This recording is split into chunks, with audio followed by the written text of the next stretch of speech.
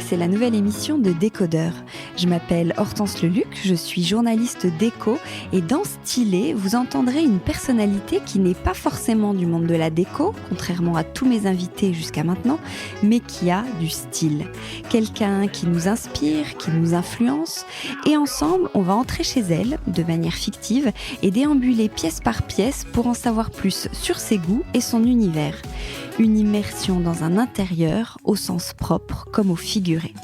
Si vous aimez ce podcast, n'oubliez surtout pas de vous abonner pour ne pas rater les prochains et même les précédents puisqu'il y a plus d'une centaine d'épisodes en ligne, que ce soit sur les tendances déco, les actus, les conseils pratiques et bien sûr avec plein d'invités passionnants. Vous pouvez aussi suivre les aventures de Décodeur sur Instagram. D'ailleurs, quand vous partagez l'épisode en story ou que vous m'écrivez des messages, il n'y a rien qui me fait plus plaisir. Merci beaucoup d'être là et bonne écoute. Bonjour à tous, aujourd'hui je reçois Charlotte Dereux, la fondatrice de Patine, cette marque pionnière en mode éco-responsable qui propose de beaux basiques intemporels qui sont cool pour nous tout en étant compatibles avec les défis écologiques du moment. Oui, Charlotte est engagée, elle a une vraie vision, de grandes idées et surtout un univers très fort, inspiré du peps et de l'insouciance des années 80 dans lequel j'avais envie de plonger avec vous. Donc c'est parti, on va ouvrir la porte. Bonjour Charlotte. Bonjour, merci. Avec plaisir, ça me fait trop plaisir de te recevoir. Mais ça me fait bizarre de dire Charlotte Dereux parce que sur Insta, je te suis sous le nom de Charlotte Texas. Donc, oui. Est-ce que tu peux me révéler pourquoi tu t'appelles Charlotte Texas ? Alors, parlons-en. Oui, c'est vrai que c'est un peu dangereux à l'ère de Trump, voilà, mais le Texas, il y a des gens démocrates super aussi. En fait, on est tombé amoureux du Texas avec mon mari par accident et on a fait notre voyage de noces là-bas, donc il y a 15 ans, donc 3 semaines aussi bien dans le micro-désert que à Marfa ou à Austin, bien sûr. On a tellement aimé qu'on y est retourné et on a tellement aimé que notre dernière fille s'appelle Austin. Donc elle est... Comme la ville ? Ouais, elle explique que son prénom, c'est la capitale du Texas. En fait, c'est un endroit très, très beau, avec des réserves naturelles encore très riches et pas encore suroccupées, avec beaucoup d'art aussi, parce qu'il y a eu toute l'histoire avec Donald Judd à Marfa, enfin plein de choses. Austin, c'est une ville aussi qui est dans la nature, avec des gens en vélo, mais avec des industries culturelles incroyables. Berceau de musique, berceau de mode, berceau de tech. Et en fait, voilà, on adore le Texas. Alors, je ne vais pas occuper les 45 minutes là-dessus, mais sache que pendant tout notre voyage de noces, les Américains nous disaient « Mais qu'est-ce que vous faites là ?» Même les Américains ne viennent pas nous voir, alors que vous venez de Paris, la plus belle ville du monde. Mais je crois qu'on aime bien aller dans des endroits un petit peu différents. Alors, on est devant ta porte. À quoi ressemble ta maison ? On est devant quoi ? Alors, on est devant une porte bleu clin. Donc, elle est vraiment, c'est une meulière. On est à Fontenay-sous-Bois. Il y a beaucoup de meulières à Fontenay-sous-Bois parce que Fontenay a eu plusieurs vagues d'émigration et c'est marrant, les maisons, elles ressemblent du coup aux différentes personnes, aux différents qui sont venus. Du coup, il y a des meulières, il y a eu des vagues de portugais, d'italiens et tout ça a influé en fait sur l'architecture. Et donc, il y a beaucoup de maisons très différentes. On est à l'orée du bois de Vincennes, il y a plein d'arbres. Je sors de mon RER A, j'arrive devant la porte, je viens du 10e où j'ai passé ma journée chez Patine et la porte est bleue avec une super poignée, moi je trouve qu'elle ressemble à la porte de Encanto dans Disney, donc je fais souvent la blague à ma dernière, ouvre ta porte, c'est ta porte. Voilà. Est-ce que c'est la maison de ta vie ? Tu crois que tu vas y rester toujours ? Ah non, je déteste, j'adore ma maison, mais je déteste me dire que c'est fini, que c'est la dernière chose. Non, je pense qu'il y aura encore plein d'aventures. Ouais. Alors, il y a une entrée. Quand on arrive, il y a quoi ? Il n'y a pas d'entrée parce que, en fait, c'est une maison qu'on a achetée qui était dans son jus avec plusieurs adultes qui vivaient en colocation. Donc, il y avait plein de salles de bain, plusieurs cuisines, un peu comme un immeuble, mais en fait dans une maison, tout dans un état vraiment pourri, on peut dire. Et du coup, il y avait 4 petites pièces en bas, et du coup, on a cassé tous les murs. Et pour recréer une entrée, en fait, on a créé un espèce de cube de couleurs. Donc, il faut se figurer un cube sur la gauche où on peut ranger toutes nos affaires. Et c'est bleu, rouge, vert, comme Patine. Et voilà, et du coup, à gauche, on range toutes nos affaires. Et sinon, on est directement du coup sur un grand plateau avec cuisine, salon, table. Ouais, parce que patine, j'ai l'impression qu'il y a plutôt du noir, du blanc, du gris. Non, est-ce que t'aimes la couleur? Il y a beaucoup de couleurs. En fait, il y a beaucoup de couleurs blocs, color block chez Patine aussi. Oui, là, t'as un sweat noir, mais il y a écrit Patine de toutes les couleurs. Et exactement, en fait, on a commencé avec une maille de t-shirt, puisqu'on a ouvert, en fait, on a lancé matière après matière. Et donc, comme on a commencé avec le jersey, on a édité des petites séries dans des couleurs différentes. Et après, mon principe, c'est que des vêtements qu'on adore et qu'on remet sont pas forcément noirs ou gris ou boring. Au contraire, la couleur peut être extrêmement attachante et intemporelle. Donc, du coup, il y a aussi beaucoup de couleurs. Ouais. On va rentrer dans la maison. On va commencer par la chambre parce que, je le disais dans l'intro, on va parler de cette nostalgie des années 80 qui est très joyeuse et en même temps qui reflète cette insouciance que tu aimes bien. Donc, je serais curieuse de savoir à quoi ressemble ta chambre quand tu as 15 ans, mettons. Ah, alors ma chambre à 15 ans, il y a un papier peint avec des scooters dessus. Je le trouve génial, ce papier peint. Je sais pas d'où il vient, mais je le trouve hyper cool. Il y a un grand placard sur tout un mur, les placards coulissants là. Donc c'était pas des Pax à l'époque, mais c'est vraiment un rail avec voilà. Et du coup sur le placard, il y a des magazines découpés partout, et donc il y a des pubs Koukaï, il y a des pubs Morgane de Toi. Il y a eu une époque où il y a eu 7 posters de Patrick Bruel. C'est affreux, mais c'est comme ça. J'ai eu ma phase. Donc pas mal de hockey podium découpés.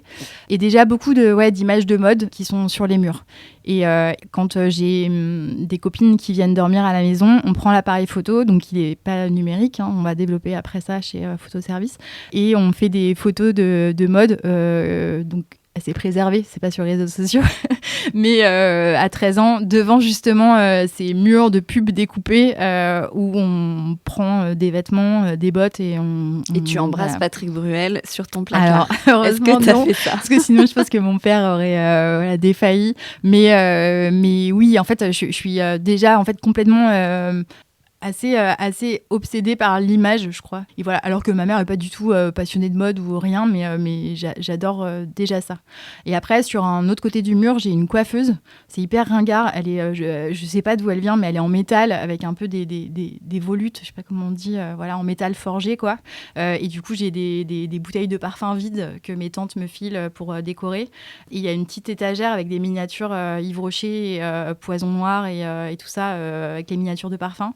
J'ai un bureau secrétaire où j'ai collé une liste d'élèves imaginaires parce que c'est ça qui m'aide à faire mes devoirs. Donc en fait, tous les soirs, pour faire mes devoirs, je suis maîtresse et je gère la classe. Et donc du coup, comme ça, c'est d'autres qui font les devoirs. Donc je suis là, Gontran, les maths, voilà. Donc c'est un petit peu fatigant, je pense, pour mon entourage, mais ça marche. Et voilà, j'ai un journal intime Benetton. Je pense que toutes celles qui sont nées dans les années 80 doivent se reconnaître dans ce décor. Toi, qu'est-ce qui te plaît autant dans les années 80 ? Tu communiques beaucoup là-dessus, même pour l'ADN de ta marque. En fait, moi, ça fait... je rêve de faire une marque depuis que j'ai 20 ans. Et du coup, je pense que T'as quel âge, là ? J'ai bientôt 45 ans, dans 3 semaines. J'arrive pas à y croire. Du coup, je dis 35, mais après, l'âge, c'est dans la tête, c'est pas grave, tout ça, mais quand même. Et en fait, du coup, je crois que je reste assez bloquée par rapport à plein de choses que j'ai eu le temps en fait d'aimer. J'ai absorbé en fait beaucoup. En plus, j'étais assez timide petite et même longtemps en fait jusqu'à mes 20 ans. Et j'ai mis du temps à sortir de ma coquille. Et du coup, à mon avis, il y a eu un côté buvard où j'ai imprimé très fort des goûts, des couleurs, des moments. Et aujourd'hui, en fait, c'est ça c'est mon socle en fait. Et après, au-delà des goûts, je pense que c'est dans l'histoire, ça correspond à un peu selon moi, une dernière phase d'innocence, même s'il y avait déjà des gros problèmes. Les années 90, c'est pas joyeux. Les années 80, il y a aussi le début du sida. Mais en fait, c'était encore un moment de capitalisme joyeux, où en fait, on consommait, on surconsommait et on voyait pas encore tout à fait le mal. Et voilà, il y avait MTV, il y avait une culture, une pop culture hyper forte, et des stars, et voilà, et tout ça, j'ai adoré. Et en fait, le fait que ça soit plus possible aujourd'hui, du coup, c'est ça qui m'embête. Donc du coup, je suis dans l'utopie d'essayer que ça soit encore possible, mais pas dans le déni, en changeant en fait tout ce qui est plus compatible avec les enjeux d'aujourd'hui, quoi. Ouais, ok. Alors, on va revenir sur l'engagement de ta marque. Mais aujourd'hui, ta chambre, elle ressemble à quoi? Parce que là, j'ai remarqué que tu parlais au présent de ta chambre de quand tu avais 15 ans. Est-ce qu'elle existe encore, cette chambre, non, telle qu'elle? Elle n'existe plus du tout. Mais en revanche, j'ai une mémoire assez forte. J'ai pas de photos de ma chambre parce qu'en fait, on ne prenait pas de photos du quotidien. Je pense que ça a beaucoup changé le rapport à dégainer son téléphone. Voilà. Je suis pas nostalgique, mais je vis quand même dans plusieurs strates temporelles, quoi. Ouais, je me souviens, je m'en souviens très très très fort en fait. Et je pense que ça m'arrive de peut-être m'y réfugier dans ma tête. Alors j'ai eu une période, instant confession, j'ai une période bigote qui n'a pas duré hyper longtemps, mais je sais pas ce qui s'est passé. Une fois j'ai accompagné ma grand-mère à l'église et voilà. Du coup j'avais même un coin prière dans mon grand double placard là et j'avais tellement honte de ça que je disais à ma famille, il y avait des espèces de cartes de première communion collées et j'allais là-dedans. Donc bon, j'ai beaucoup changé là-dessus, mais il y avait peut-être un côté aussi de spiritualité ou de besoin, voilà. Mais du coup, j'ai des souvenirs hyper forts. Et puis, il y avait ma petite sœur qui venait dormir tout le temps avec moi. Enfin, je sais pas, je m'en rappelle parfaitement. Et donc là, ta chambre actuelle? C'est différent. Déjà, on est deux. Là, on est du coup tout en haut de la maison. Il y a 2 étages. C'est une maison en hauteur. En fait, avant, c'était le grenier. Donc, il y avait 6 petites pièces et un toit bas. Et en fait, on a rehaussé le toit. Enfin, en tout cas, dégager les combles. Et pareil, tout cassé pour faire un grand plateau. C'est tout blanc. Il y a le parquet d'origine, un piche-pain, mais en fait, c'est assez joli, voilà, d'époque. Et il y a juste un lit, 2 tables de nuit, plein de livres et 1 ou 2 tableaux, un posé par terre et un sur le mur. Et en fait, il y a un petit bureau dans un coin USM bleu qu'on a fait voilà, pour travailler si besoin. Mais c'est vrai que c'est très, très épuré et c'est très agréable pour dormir. Il n'y a pas d'écran, il n'y a pas de téléphone, il n'y a rien. Oui, tu as besoin de ça. Ouais. Je vais pas te demander comment est ton linge de lit, mais c'est une transition pour parler des matières, parce que tu l'abordais tout à l'heure, c'est hyper important chez toi.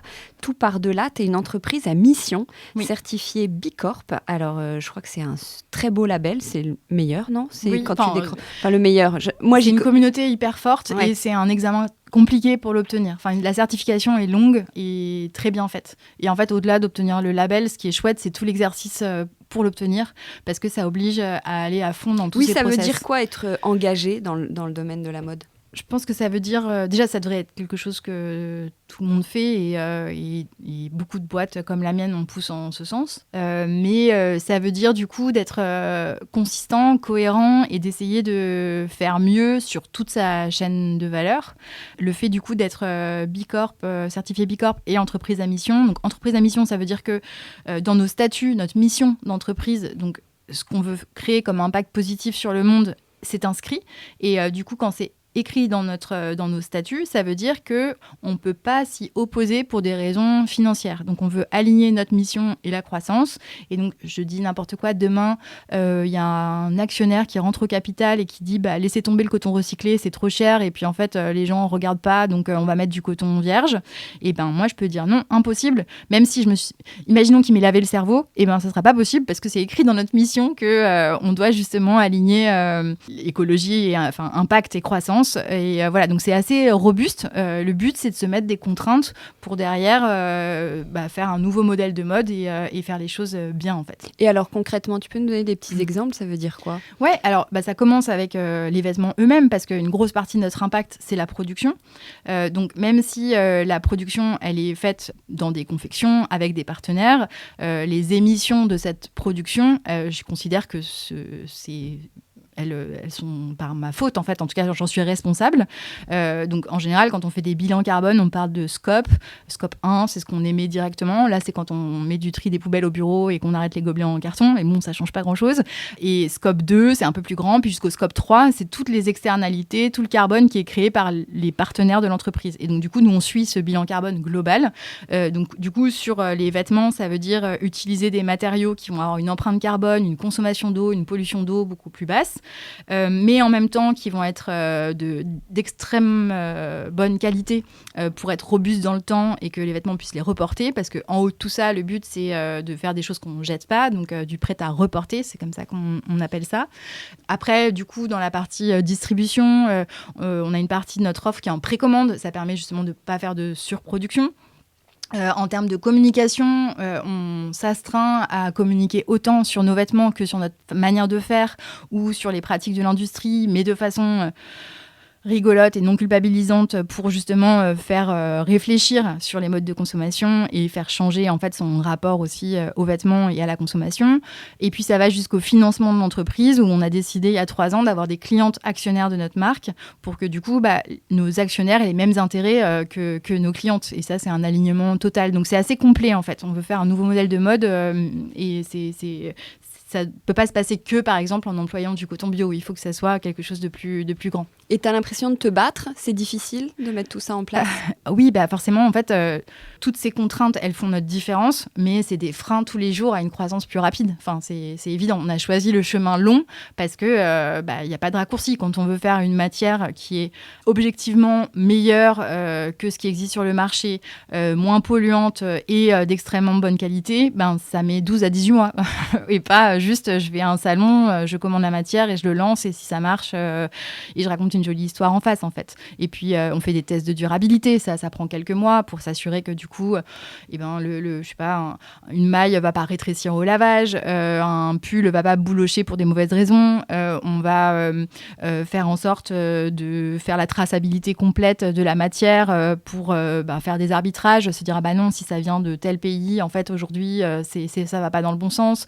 Prendre le temps de dire on va passer au coton régénératif plutôt que le coton bio dans notre jean parce qu'en fait régénératif ça permet de préserver la richesse des sols, donc du coup ce changement là il va prendre 6 mois, donc peut-être que je vais pas pouvoir faire ma prod tout de suite. Enfin effectivement c'est que des... Quand on est dans une logique de croissance rapide, ça peut être vu que comme des bâtons dans les roues. Et puis, ces choix ne sont pas forcément le moteur de décision de quelqu'un pour acheter chez nous. Mais en même temps, c'est ça qui fait notre force pour moi, en fait. C'est que du coup, on est tellement habité par ce projet et on veut tellement montrer qu'on peut réussir économiquement et en même temps changer les choses. Et heureusement, en fait. Enfin, heureusement qu'on est plein à croire ça, en fait, dans le monde, parce que sinon, c'est emmerdant. Alors, on passe dans ton dressing. Est-ce que tu as un dressing ? On se dit, une fille qui bosse dans la mode a un dressing de folie ou pas ? Alors, il est organisé avec, il y a une penderie, 2 penderies. J'ai beaucoup de chemises, donc il y a toutes mes chemises d'un côté. Après, j'ai plein de trucs bizarres, quelques robes, quelques jupes, mais j'en ai pas beaucoup, je suis plutôt en jean. Et du coup, qui sont aussi en suspendu. Beaucoup de couleurs et bizarrement beaucoup d'imprimés, mais du coup, des trucs qui viennent de ma grand-mère et du vintage. Et après, j'ai des grands tiroirs où il y a des piles de t-shirts. Donc j'ai une pile de t-shirts noirs, une pile de t-shirts blancs, une pile de t-shirts gris qui sont ma base. Manches longues, manches courtes, col ouvert, voilà. Et dans des matières aussi comme notre truc power, des secondes peaux en fait, parce que j'aime bien faire du layering et empiler les couches. Donc j'ai pas de vêtements d'hiver ou d'été, j'enlève des couches. Voilà. Et après, je peux mettre des shorts l'hiver avec des collants ou voilà. Ou même des jupes sur les pantalons. Et après, j'ai 2 grands tiroirs de jeans et pantalons. J'adore les jupes. Ouais. Ah ouais, ça marche hyper bien. Je sais pas, une jupe en dentelle et tout, c'est super. Non mais moi les couches de vêtements ça me protège, ça me donne de la force, j'empile et après je me sens bien, je sais pas. Ouais, je comprends. Non mais attends, je comprends. Et là on parlait du dressing, donc ça me fait penser à ta boutique. Là on y est, rue Martel. C'est une boutique où c'est un showroom qui est ouvert. Je crois qu'on peut prendre rendez-vous. Il y a les deux. On fait des expériences de rendez-vous pour prendre le temps d'un essayage, préparer un dressing, etc. On a commencé comme ça d'ailleurs, mais là actuellement c'est une vraie boutique qui est ouverte du coup 11h-19h du mardi au samedi. Et c'est une très jolie boutique. Comment tu l'as pensée, ta boutique ? Je crois qu'elle ressemble à Patine et elle ressemble à mes goûts et peut-être les mêmes depuis 30 ans. C'est tout rouge.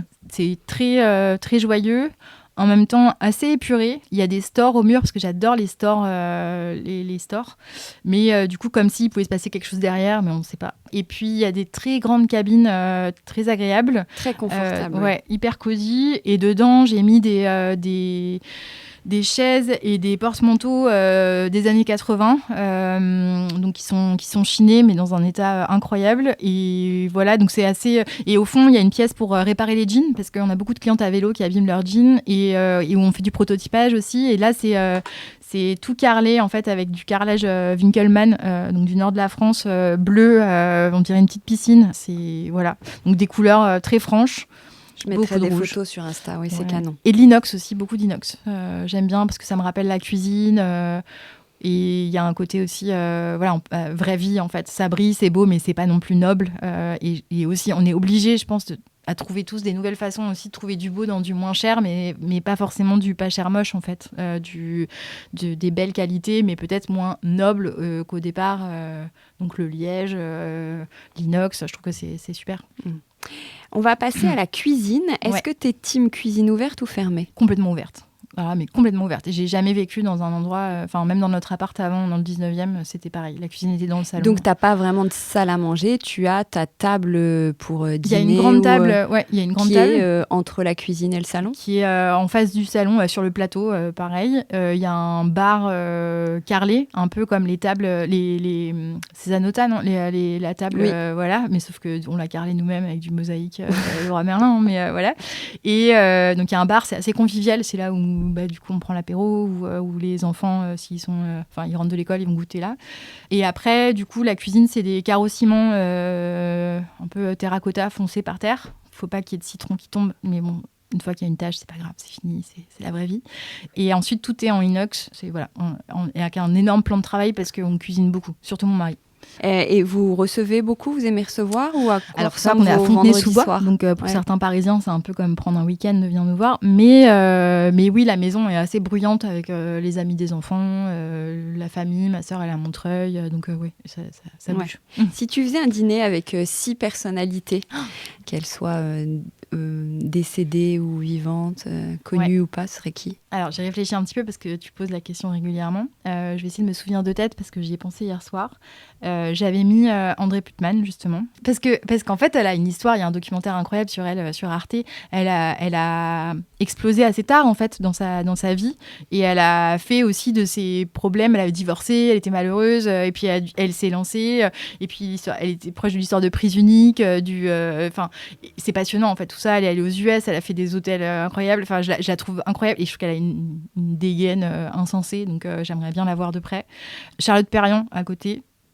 Parce que sa bio, je pense que je peux la relire en ouvrant au hasard une page, ça me guide, tout ce qui est principe de esthétique, utilité, le fait de faire des choses qui sont belles, utiles, ses obsessions aussi en fait, comme si elle avait creusé des sujets aussi pendant longtemps, ça me parle beaucoup, et puis son parcours de femme qui a été pas forcément toujours mis en avant dans le studio Corbusier et tout, je trouve ça hyper intéressant. Après, j'avais mis Ayo Adeberi, rien à voir, mais donc l'actrice de The Bear, parce que je trouve que c'est la fille la mieux habillée en ce moment, et elle a l'air trop sympa. Et j'aime bien les actrices. J'aime bien. Voilà. J'ai mis Emma Thompson aussi. Ça, c'est vraiment mon actrice préférée. J'adore. J'ai vu Raison et Sentiments 200 fois. Même Love Actually, même si c'est un peu cancel dans ce moment, c'est pas grave. Voilà, je rêverais de la connaître. Et alors, attends, je sais pas combien je suis là. T'en es 1, 2, 3, 4. Oui, j'avais mis Nora Ephron. Donc c'est la scénariste de Quand Harry rencontre Sally, mais aussi de plein d'autres trucs, genre Vous avez un message, donc c'est comédie romantique des années 90. Mais en fait, Nora Ephron, elle est super copine de Meryl Streep. Elle est décédée en 2012, je pense. Malheureusement, il va falloir que tu fasses des miracles parce que beaucoup de gens sont plus là. Mais elle a écrit des bios, des livres, des essais qui sont à pleurer de rire, en fait, sur justement notre condition de femme. Elle est hyper drôle et spirituelle, et elle a un livre où elle alterne sa vie, le fait que son mari l'a quittée, comment elle se reconstruit et tout, avec des recettes de cuisine où en fait d'un coup elle fait un gâteau pour se poser. Elle est géniale, donc elle, je rêverais. Voilà. Pareil, il y a des docus sur YouTube sur elle qu'il faut absolument voir. Et puis, attends, est-ce qu'il me reste une place ? Oui, j'ai mis Zao de Sagazan, parce que rien à voir, donc bien vivante et jeune, mais elle a l'air hyper drôle et elle a plein de talent, donc je crois que j'aimerais bien lui parler. Ouais, hyper sensible. Et que des femmes, donc ? Eh ben oui, et je me suis aperçue qu'il y avait que des femmes. Alors à un moment donné, j'avais pensé au couple Ims, mais j'avais plus de place à table, tu m'as dit 6. Donc c'était pas de la discrimination, voilà, mais c'est vrai que souvent, je crois que je suis plus touchée par les histoires de femmes. Et quand tu reçois, vous êtes plutôt apéro dînatoire ou justement un dîner comme ça, un peu placé On est long apéro où tu manges trop et après tu n'as plus faim, et après je pense qu'on fait on fait beaucoup des recettes de Elvira Masson parce que elle a fait des recettes faciles et hyper bonnes. Voilà, moi je suis végétarienne depuis 9 ans. Donc on cuisine bien aussi sans viande. Voilà, et à la fin, il y a forcément quand même des bons desserts et de la glace. Moi, je suis moins sucrée, il faut qu'il y ait du fromage aussi. Mais non, on va quand même s'asseoir à table parce que c'est beau, une belle table. Ouais. Dans cette idée de communauté, tu as effleuré le sujet, mais je voudrais qu'on revienne dessus. La communauté, elle est hyper importante dans ta marque. Déjà, je pense que tu as des gros fans quand même, Patine, qui adhèrent vraiment à l'ADN de la marque. Toi, tu les impliques. Et en plus, donc, certains clients maintenant peuvent être actionnaires. Je crois que tu es en train de faire une levée de fonds auprès de ta communauté. Alors, ça, c'est complètement incroyable. Quel est le concept? Comment tu as eu l'idée? Alors, l'idée, je ne l'ai pas eue parce que ça existe depuis quelques années. En revanche, c'est encore assez rare d'avoir des clientes, de proposer à des clients de prendre une part du capital de son entreprise, en l'occurrence là de notre marque. En fait, je l'ai fait une première fois il y a 3 ans parce qu'il y avait des projets qu'il fallait qu'on finance. J'avais envie de grandir. Je voyais qu'on pouvait prendre plus d'ampleur. Mais j'étais assez réfractaire aux levées de fonds classiques et à la pression que ça pouvait mettre sur le rythme de croissance. Et du coup, quand j'ai découvert ça, je me suis dit, mais en fait, c'est absolument génial parce que du coup, on va aligner les intérêts des clients et des actionnaires. Et puis, en fait, mes clientes, c'est les personnes les mieux placées pour participer au développement, aux décisions. Et c'est aussi les personnes que j'aimerais récompenser si jamais il y a une réussite financière un jour, en fait. Parce que le principe de céder une partie de son capital, c'est que la boîte ne m'appartient plus complètement. Elle appartient aussi aux gens qui ont pris des actions. Donc, soit ça se termine pas comme on voulait et du coup, on perd son argent. Et c'est effectivement le jeu. C'est pour ça qu'il y a aussi beaucoup de sécurité là-dessus. Faut mettre de l'argent. Faut faire attention à ce qu'on met, etc. Mais si ça marche bien, et c'est le but, et ben du coup, ça veut dire qu'il y aura aussi une rémunération plus tard pour ces personnes. Au-delà de ça, en fait, on fait ça avec la plateforme Lita. Donc Lita, c'est une plateforme justement on dit crowdsourcing en equity, donc comme un Ulule ou un Kickstarter, sauf que c'est pas des vêtements qu'on donne, c'est des actions, donc des vraies actions qu'on achète, auxquelles on souscrit. Et du coup, leur mission à eux, c'est de rediriger l'épargne vers justement des projets à impact et donc d'équilibrer les choses. Et ça, je trouve ça, c'est important en fait. Il faut que, on peut pas être naïf. Il faut financer les projets. Tout projet se finance, mais tant qu'à faire, finançons les projets qui ont de l'impact et qui changent l'état des choses, plutôt que mettre ça sur un truc avec des actions totales dedans, et c'est pas possible, quoi. Voilà, donc ça, je trouve ça super. Et après, il y a aussi, tu disais qu'il y avait que des femmes à ma table. C'est un peu pareil, c'est que dans le monde de la finance, alors il y avait une étude qui disait c'est à peu près 5% de femmes dans le monde des investisseurs en général. Et du coup, là, c'est complètement symbolique, mais je trouve ça génial parce qu'avec Patine, du coup, notre première levée communautaire, on avait 71% de femmes. Et en fait, je trouve que c'est assez empowering de dire j'ai des actions, en fait, de ma marque préférée. Je suis actionnaire, j'ai investi, j'ai lu un deck, j'ai pu poser mes questions financières, je comprends. Et donc, il y a un truc un peu libérateur, une fierté aussi. Et puis, de dire, en fait, j'ai pas plein de gens. Je pense que beaucoup d'hommes ont rendu aussi le monde de la finance assez opaque pour se le garder. C'est complètement débile, en fait. On est tous capables de faire une addition, de comprendre les risques, les enjeux. Et voilà, ça, c'est chouette, quoi. Donc, on a fait ça il y a 3 ans.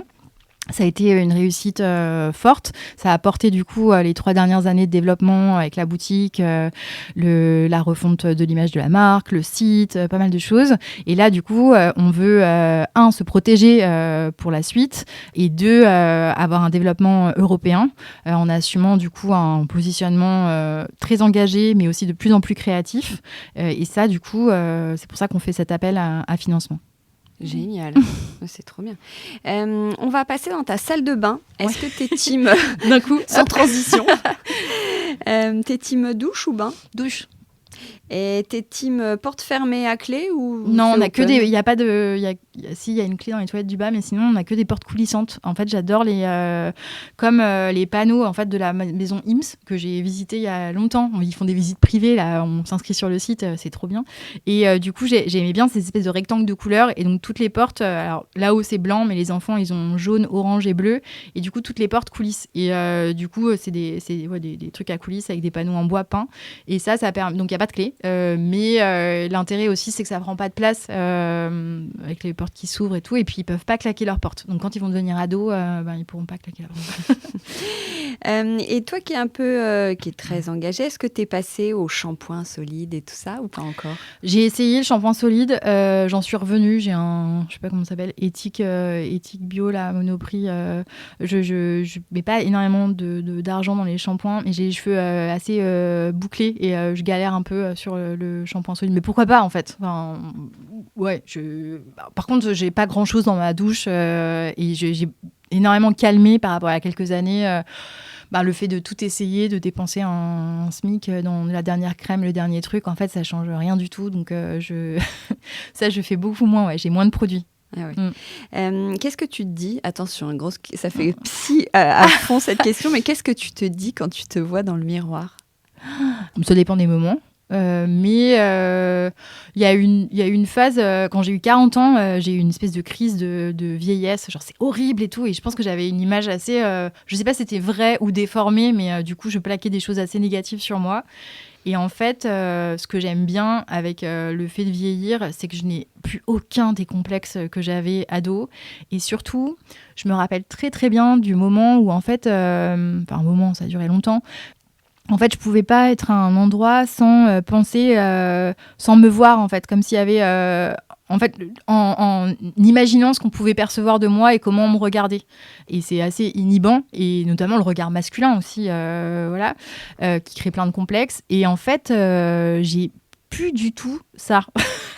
Et ça, c'est cool parce que du coup, je me sens complètement en paix et je peux être pas maquillée. Donc là, tu m'as vu remettre du blush juste avant qu'on enregistre parce que je suis partie pas maquillée ce matin et je m'en fous complètement en fait. Je crois que j'ai déplacé un peu J'aime bien me sentir belle, mais je sais que c'est plus... ça va être lié aussi à mon énergie, ma façon de bouger, de me sentir bien, de rigoler et pas forcément à un rituel en 8 étapes devant ma glace, quoi. Oui, mais tu as la chance aussi d'être très jolie au naturel. Bon, ça, c'est sympa, merci. Ouais. Non, mais c'est vrai. Quand tu regardes par la fenêtre, tu vois quoi ? Sous-entendu, dans quel environnement tu te sens bien ? Alors, il y a des arbres. Et ça, c'est hyper cool. Pas 1000, mais le voir de la nature. Et pourtant, je suis pas du tout... j'ai pas la main verte. Les plantes meurent autour de moi. Et quand j'étais petite, on habitait près de la forêt de Louvciennes à un moment donné. Et alors, la promenade du dimanche, aller se balader, j'avais envie de m'immoler tellement je trouvais ça ennuyeux. Mais en fait, maintenant, pareil, c'est peut-être l'âge, je sais pas. Mais donc, je prends beaucoup le RER. J'ai aussi un vélo électrique, mais pour faire Paris-Fontenay, pas tous les jours. Et du coup, quand je sors du RER, j'entends les oiseaux. Il y a une espèce de transhumance. On est tous à monter chez nous. La rue monte comme ça et on se disperse dans Fontenay-sous-Bois. Ça s'appelle Fontenay-sous-Bois quand même. Et en fait, ça me fait énormément de bien. Et maintenant, j'aime bien aller marcher dans le bois. Donc, c'est comme quoi on change. Mais oui, voir par la fenêtre du ciel et un peu d'arbres, c'est important. En parlant de saison, il y a une petite spécificité dans ta marque. Je crois que c'est que tu n'as justement pas de saison, pas de collection. Non, en fait, notre rythme, c'est avant tout le rythme de la production et du développement. Donc, ça veut dire qu'on réédite régulièrement ce qu'on appelle les icônes, qui sont vraiment la base du dressing. Donc, pour nous, c'est avoir une bonne chemise, quelques t-shirts blancs bien coupés, un bon jean... Voilà, éventuellement un trench au-dessus, la casquette patine bien sûr pour se reconnaître dans la foule, et puis peut-être une paire de boucles d'oreilles. Et ensuite, on va ajouter des pièces clés au fur et à mesure de leur développement. Donc là, par exemple, on vient de lancer une édition du trench. Et après, on fonctionne plus par uniforme par rapport à un moment de l'année où on va venir s'équiper pour cette période, mais avec toujours le souci de dire j'en aurais encore envie dans mon placard dans un an, ou alors je vais pouvoir porter cette pièce aussi sur la saison qui suit. Donc on a un grand rendez-vous notamment en juin, le 1er juin, qui est la valise d'été, et du coup c'est la valise fonctionnelle. Dedans il me faut une robe débardeur, 2 t-shirts noirs, une jupe, on l'appelle la jupe burrito parce qu'on l'enroule, mais comme en espèce de paréo en jersey, super pratique, une casquette, un sweat capuche bien coupé pour les soirs où il fait un peu frais, etc. Et voilà, on fonctionne plus comme des petits équipements des petits équipements. Ouais. Pour moi, je patine, c'est une Pax ou c'est un petit uniforme de Barbie. Je pense que je suis peut-être pas sortie de Barbie en fait. Barbie, elle avait pas beaucoup d'habits, mais ça se passait bien. On passe au salon. On n'a toujours pas été dans le salon. Ah oui, c'est vrai. En fait, quel est ton rapport à la déco ? J'adore C'est ça. important la déco pour toi ? Hyper important, mais en fait, ça, c'est un effet reverse, c'est que je suis capable de vivre 2 ans avec un fil et une lampe avec rien dessus. Ça me dérange pas tant que j'ai pas trouvé le bon truc, alors que c'est peut-être moche en fait et que des gens diraient mais voilà, mon mari ça le rend fou. Il me dit mais attends on met un truc et tout parce qu'en fait ce que je voudrais c'est trop cher pour le moment ou j'ai pas trouvé ou voilà. Donc chaque chose est importante. Et c'est assez rangé parce que c'est agréable, en fait, c'est apaisant. Mais ça, c'est pas grâce à moi. Moi, j'en mets partout. Alors, c'est grâce à qui si c'est rangé ? Clairement, mon mari, ouais. Lui, il passe derrière moi et il m'engueule. Voilà. Et en plus, on a 3 enfants et ils ont plutôt pris mes gènes par rapport à l'accumulation et le désordre. Et ton style déco, ce serait quoi ? Qu'est-ce que t'aimes bien ? Où est-ce que tu te 80. meubles, par exemple ? Sur Le Bon Coin, il y a des trucs qui viennent d'une galerie à Bruxelles où je fais venir des trucs parfois parce qu'ils ont beaucoup de pièces 80-90. Des choses de mon ancien appart, des objets de déco de famille. Il y a aussi du Celency. Il y a 1 ou 2 trucs made in design pour les choses rééditées, comme par exemple, il y a du Ambiente Direct. Par exemple, j'aime bien aussi la lumière, c'est très important, un bon éclairage. Je pense que ça change vraiment la vibe d'une pièce et même lumière et musique. Je trouve que d'un coup, on a une ambiance et on peut se sentir bien. Chez nous, il y a tout le temps de la musique et pas forcément de consensus sur ce qui passe, mais bon, quand même, ça va. Et par exemple, on a beaucoup de petites appliques Perriand, les rééditions, parce que ça fait une super lumière, on peut les tourner, voilà. Et j'ai aussi une grande... comment ça s'appelle, une accroche de Müller van Severen, verte, trop belle, qu'on a mis pendant l'emménagement. Mais après, il y a des appliques aussi qu'on a trouvées. Par exemple, les enfants, leur applique de lit, c'est celles les Ikea que j'avais moi quand j'étais petite, les petites liseuses de couleurs qui s'orientent. Et en fait, du coup, j'en ai retrouvé sur Le Bon Coin à 5 € pièce. Et du coup, on les a électrifiées pour qu'elles soient sur le mur, qu'il n'y ait pas de fil. Donc, c'est hyper joli. Mais moi, ça me fait un effet Madeleine de fou. Et puis, c'est très mignon, en fait. Et c'est très Perriand. D'ailleurs, quand j'ai vu l'expo il n'y a pas si longtemps, la rétrospective, ça ressemblait beaucoup au mobilier qu'elle a fait à l'époque, qui était très justement pratique et tout pour les chambres d'étudiants et tout. Donc voilà, donc il y a beaucoup de jolies lampes quand même. Il y a aussi une lampe. Il y a des appliques années 80 italiennes aussi qu'on a pu chiner, jaune pétard. Ouais, c'est beaucoup de la lumière. Enfin, t'as quoi comme table basse ? C'est toujours un grand sujet, la table basse. Alors, elle est pas signée. J'ai pas trouvé qui c'était, mais c'est une table basse italienne rouge laquée avec un plateau en verre. Et elle est trop bizarre et elle ressemble à un vagin. Ah, alors attends, une table basse hyper vagin, érotique. ça ressemble à quoi ? Mais je sais pas, ça fait comme une orchidée. Enfin, il y a un côté plantureux, quoi. C'est hyper dur à décrire. Elle est très bizarre. Tu m'enverras une photo. Ouais, bien sûr. sûr. La partager, ce qu'on je va l'ai me revue demander. une fois sur une photo en blanc et il faudrait que je retrouve d'où ça vient, qui c'est. Mais et pour le coup, on est assez alignés avec mon mari. On aime les mêmes trucs. On s'envoie des trucs d'un coup et on fait ah non mais c'est génial ça et tout. Donc soit on a l'argent, soit on l'a pas. Et dans ce cas-là, tant pis. Mais ouais, il y a aussi des fauteuils Ikea années 70, j'ai perdu le nom aussi de cette designer, mais ils sont en bois, un peu comme des chaises de cinéma, mais bas, avec des liens en cuir pour accrocher le haut et le bas. C'est hyper beau. Et ils étaient dans un état super. Et je pense qu'il y a des choses, en fait, je peux scotcher des années. Et quand je les trouve, du coup, je suis over the moon. Est-ce que tu as un coin bureau ? Est-ce que tu travailles de chez toi ? Je travaille de chez moi, mais pas du tout dans le coin bureau. Il y a un tout petit bureau, donc un truc USM, un peu bric-et-broc, parce que USM, on peut aussi acheter des pièces et les refaire. C'est ce que ils sont assez écologiques, en fait, USM. C'est ça que je trouve ça génial. C'est que on peut utiliser les modules à vie. Donc, on voit les pièces très chères en showroom, mais c'est aussi assez écologique. Et donc, on a un petit bureau comme ça, caché dans notre chambre. Mais en fait, il n'y a pas assez de bruit. Moi, j'aime bien travailler dans le bruit. En fait, j'ai besoin de musique, de choses autour. Et je travaille dans les cafés. Et puis, je suis beaucoup chez Patine pour travailler. Voilà. Après, le soir, ça m'arrive de me mettre à la table, plutôt salle à manger, et quand tout le monde est couché, et de me faire 3 heures de patine, quoi. Je travaille tout le temps. Non, mais enfin, tout le temps, j'exagère. Je fais aussi des gâteaux et j'ai un peu une vie, mais non, en vrai, ça m'occupe beaucoup. Ouais. Et quel est ton rôle, toi? Parce que j'ai l'impression que tu jongles entre justement une levée de fonds et en même temps la DA. T'as On est un toute peu de petite équipe. casquette. Ouais. Alors déjà, on est 5 au quotidien, parfois 6. Et après, on a plein de gens autour de nous qui m'aident, modélistes, des photographes. On est assez fidèles en amitié professionnelle et donc du coup, qui grandissent aussi avec nous et qui nous font grandir. Des super talents. Et après, ouais, mon rôle, il est très large. J'ai tout fait déjà parce que j'ai commencé avec le stock de t-shirts dans mon bureau, aller à la poste tous les soirs. Donc, je connais vraiment tous mes métiers. Je suis allée en usine, je connais tous mes confectionneurs, voilà. Après, j'ai un rôle, je suis la DA, donc aussi bien du coup des vêtements que de la marque. J'écris beaucoup pour Patine parce qu'on est une marque qui a choisi d'être parfois un peu, de raconter beaucoup. C'est pas parce que c'est compliqué qu'on peut pas comprendre, quoi. Donc du coup, il faut expliquer. Donc j'écris énormément et puis beaucoup de concepts créatifs aussi. Je suis très présente sur les réseaux sociaux pour répondre à notre communauté. On a un groupe WhatsApp aussi qui est ouvert à tous où il y a actuellement 500 clientes qui échangent. Et du coup, tous les mardis, je fais une review de ce que j'ai fait en développement avec Lila qui gère le style et le dev dans l'équipe.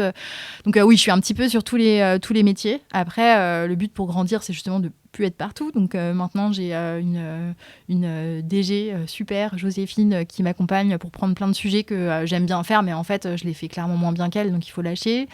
Et voilà. Et après, le truc, c'est que c'est un projet... c'est tout ce que j'aime dans la vie, en fait. C'est aligné avec mes valeurs. J'adore la mode, j'aime les gens et ça me permet de rencontrer plein de gens chouettes que j'admire aussi et tout. Donc, du coup, je pense que la limite, c'est que je ne vois pas forcément ça comme du travail tout le temps. Il y a des moments où c'est trop, mais la plupart du temps, c'est juste génial, en fait. Et comment tu trouves l'inspiration? Là, on est dans ton bureau. J'ai l'impression que tu fonctionnes beaucoup au mood board. Ouais.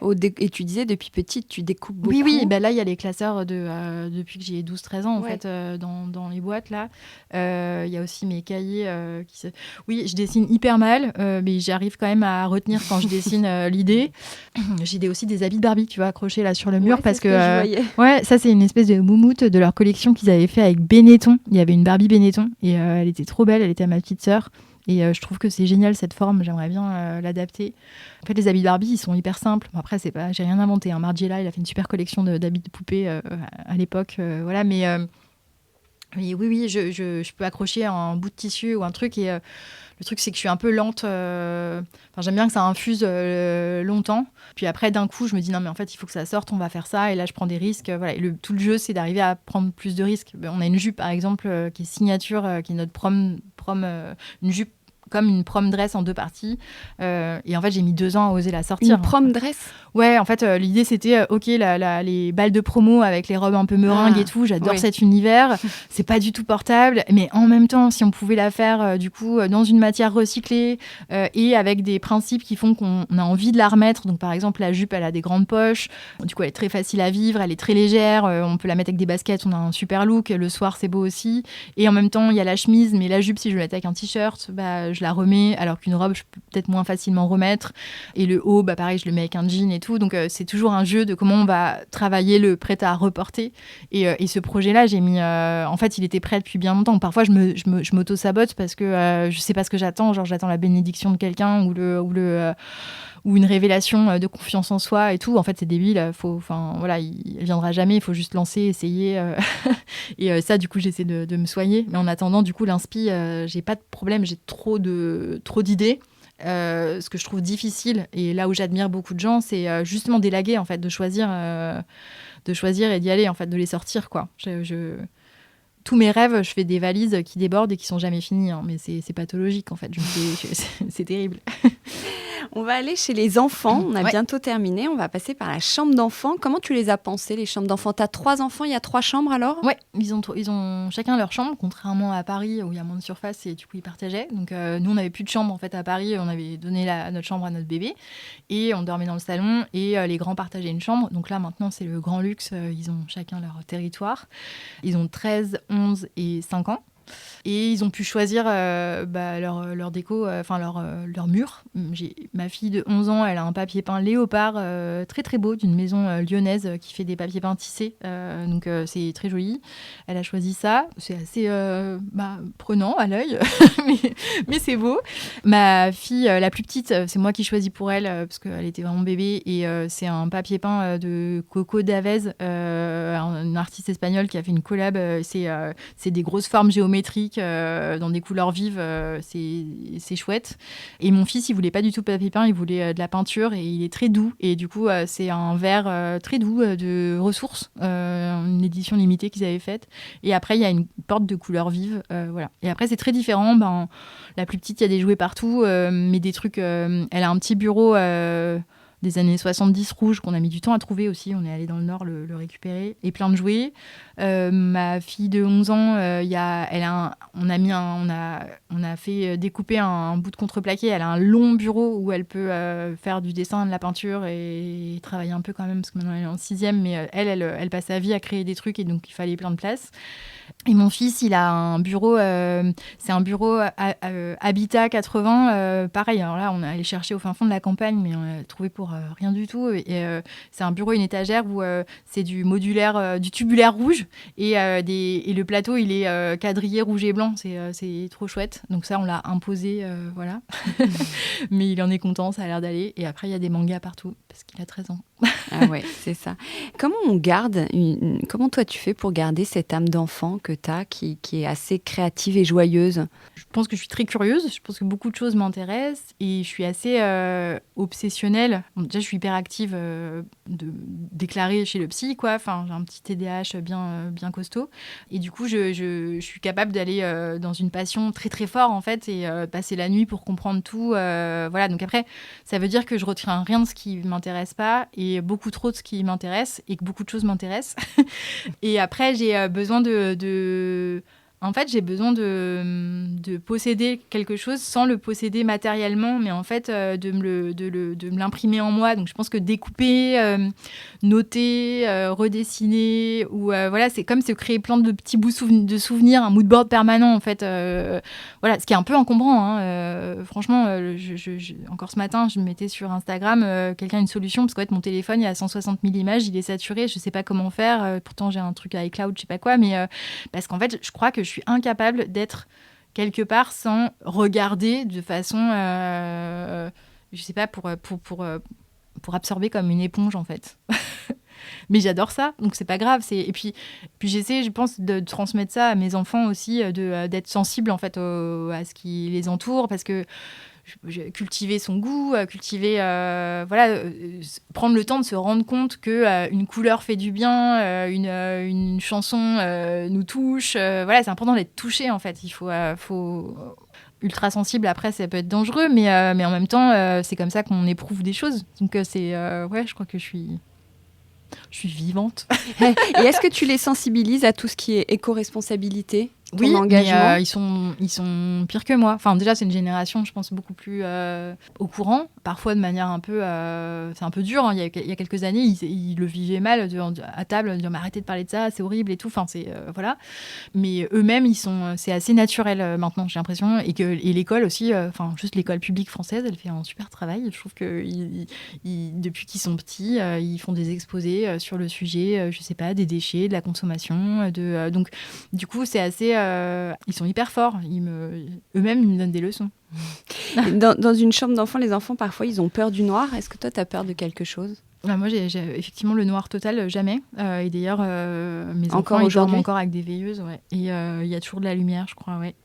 Oui, j'ai eu plein de peurs. Ça va un petit peu mieux, mais j'avais même peur des requins dans la piscine, donc c'est pas ouf. Mais ouais, heureusement, avec l'âge, on se calme. J'ai peur de l'avion. Je déteste l'avion. Ouais. Voilà, j'ai peur de l'avion. À chaque fois que je pars en avion, dès qu'il atterrit, j'ai l'impression que ma vie recommence. Je suis extatique. Je me dis, mais c'est génial. Enfin, voilà, je me file des sensations fortes, comme dans une pub pour Mentos. C'est absurde, mais j'ai peur de l'avion. Est-ce qu'on a terminé la visite de la maison? Est-ce qu'il y a un jardin? Ouais, il y a un petit jardin, ouais. qui se raconte comment? Il y a quoi? Il se passe quelque chose dans le jardin? Alors, on a fait une terrasse parce que le salon, en fait, Fontenay-sous-Bois, c'est en pente. Et la maison, comme beaucoup de maisons meulières, il n'y a pas la même hauteur de sol d'un côté de la rue et de l'autre. Du coup, le salon, il arrive en hauteur sur le jardin qui est en contrebas. Donc, on a fait une terrasse à hauteur du salon, en latte, quoi. Voilà, donc ça, c'est assez chouette l'été. Et en dessous, il y a un tout petit jardin qui est complètement... là, il est laissé à l'état naturel. Il n'y a pas de gazon parce que on a travaillé plutôt le truc en faisant... quand on a... C'est mon mari qui s'en occupait, parce que j'ai expliqué que moi, les plantes mouraient autour de moi, mais donc lui, c'est son truc. Mais du coup, il n'y a pas de gazon, il y a du trèfle et des comment on appelle ça, des morceaux de bois là, du marché là, tu vois. Ouais. Et voilà, il y avait déjà un gros marronnier, un peu malade, mais franchement il tient le coup, on arrive à le sauver. Et puis on a planté 200 plantes, quand c'était la bonne saison. Et là, peu à peu, du coup, c'est la fierté de ma famille. J'y suis un peu moins sensible, mais c'est vrai que c'est agréable de voir les trucs pousser au fur et à mesure. Donc en fait, certains diraient que par rapport à Versailles, on est dans quelque chose de assez bordélique et écolo, mais c'est du vrai verre. Et puis il y a un bac à compost. Ah oui, j'avais cette question-là dans la cuisine, j'ai oublié de te poser. Ouais, parce que du coup, nous, on a la place. Donc, et pareil, Fontenay-sous-Bois est une ville qui éveille beaucoup à ça. Donc, on a fait une petite formation de comment remuer le compost avec une fourche, mettre de temps en temps des bouts de carton ou des boîtes d'œufs. Mais ouais, ça, c'est très facile. Donc, du coup, il y a un bac à compost aussi dans le jardin. Ok, super. Alors, on a terminé. J'ai juste une petite dernière question culte dans ce format qui est, est-ce que tu as un snobisme? En fait, je pense que je suis hyper snob, mais pas snob d'un point de vue groupes sociaux ou mais j'ai ça me désole, mais ma famille, par exemple, elle a peur de me faire des cadeaux parce que je suis incapable de pas montrer. J'essaie de pas montrer, mais ils disent que ça se voit si j'aime pas et que du coup j'ai soi-disant un goût très sûr et que du coup si on tombe à côté, on est voilà. Et en fait, je suis un peu radicale tout de suite sur ça, c'est super et ça, il faut le faire autrement. Voilà. Mais donc, du coup, je pense que je suis hyper snob parce que juste pour mon goût de mon sens esthétique, qui n'a aucune valeur de supériorité sur rien d'autre, qui est juste le mien. Par exemple, j'aime pas trop les courbes et j'aime bien les carrés et les rectangles. Donc, il y a des rectangles partout et des trucs droits et des angles droits. Et quand c'est trop rond, c'est pas pour moi. Les trucs papillons, la mode plus arrondie, ça ne me touche pas du tout. Donc, du coup, ouais, je pense que c'est du coup une forme de snobisme, mais c'est juste son goût. En revanche, je l'impose pas aux autres et je juge pas celui des autres. Mais je suis relou, du coup. Ouais, je suis un peu relou. Bon, merci beaucoup Charlotte, j'étais très contente qu'on fasse enfin cette interview. Merci Hortense, depuis le temps qu'on en parlait. Mais oui, c'est trop chouette, j'ai hâte d'entendre les prochains épisodes aussi et merci beaucoup. Merci à toi, ciao. Salut. Décodeur, c'est terminé pour aujourd'hui. Merci beaucoup d'avoir écouté en entier. Si vous avez aimé, n'oubliez surtout pas de vous abonner à cette émission pour ne pas rater les prochains épisodes. Bien sûr, vous pouvez aussi le partager sur Facebook, Twitter, LinkedIn ou en story Instagram par exemple. Ça permet de le faire connaître à vos proches. Je suis Hortense Leluc et vous pouvez me retrouver sous le pseudo Hortense Déco ou via le compte Décodeur Podcast sur Instagram. Et si jamais vous écoutez sur iPhone via l'application Apple Podcast, vous pouvez aussi me laisser un commentaire, rubrique classement et avis, parce que plus j'ai de commentaires, plus Décodeur se démarque dans la jungle des podcasts, ce qui est très important pour moi, pour me faire connaître encore plus largement et faire découvrir le monde de la déco au plus grand nombre. Voilà, merci et à très bientôt alors, ici ou ailleurs.